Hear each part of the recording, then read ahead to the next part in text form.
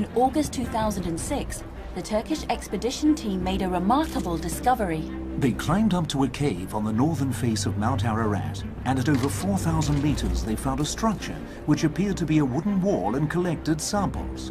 3 months later, the petrographic examinations conducted by the Applied Geoscience Center of the Department of Earth Sciences of the Hong Kong University confirmed that the sample was petrified wood.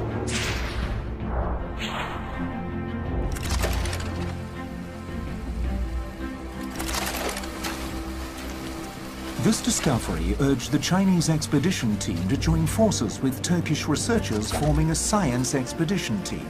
The members included Andrew Yuan and Yuen Wing Chung from Hong Kong, Turkish archaeologist Dr. Özlem Servik, geologist Dr. Ahmet Özbek, together with an experienced 12-man Turkish expedition team led by Parasert.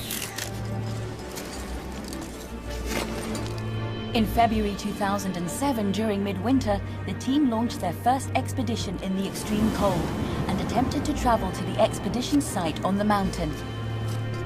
The original 5-day trip was disrupted and delayed many times due to bad weather. However, they kept at it and pushed through. I remember that we were in a snowstorm, a really huge snowstorm, and there was nothing that we could do. In the end, the team successfully entered the cave where they discovered a petrified wooden wall. The wall measured 2.6 meters high and 11.5 meters wide. The findings of this expedition were highly regarded by the Turkish government. The Hong Kong team was recognized for their efforts and they were permitted to further their explorations. The discovery of the wooden wall was definitely a very significant milestone. But we wondered if there were any other wood specimens. We looked for further witness accounts and continued our search. The locals believe that the ark, which was initially intact, was broken into 3 segments during the earthquake of 1840. The segments were scattered over 3 unknown locations. The hidden locations of the lost ark have become targets for many explorers in recent years. For nearly 2 centuries, people have claimed that they had witnessed or even entered a giant man-made wooden structure located on Mount Ararat, and among them there are a few well-known ark explorers.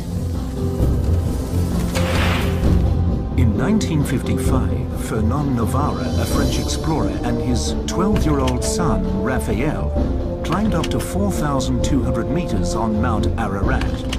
He reportedly found a wooden structure buried in the mountain, and he chopped off a 5-foot wooden beam from it. In 1969, an American ark explorer, Alfred Lee, joined forces with a group of South Pole researchers and traveled with French explorer Fernand Navarre. They returned to the site where he had discovered the wooden structure in 1955. They located the same wooden beam. Wood samples taken from both trips were carbon dated and range from over 1,000 years to 5,000 years old.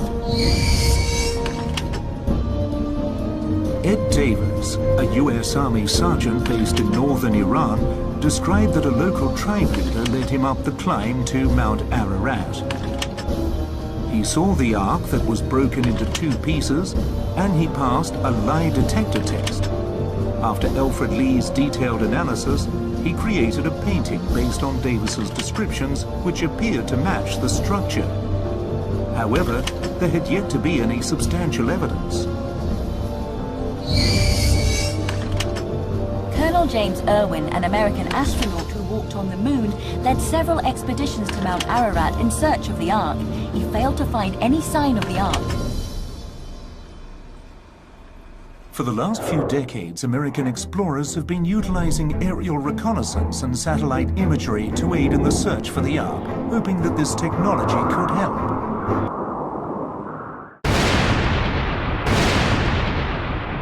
Expedition team brought stunning news to the Hong Kong team. He had narrowed down the search area according to the information he had gathered and found a giant wooden structure on Mount Ararat at over 4,000 meters above sea level. And he took photographs as evidence. He believed that he had found Noah's Ark.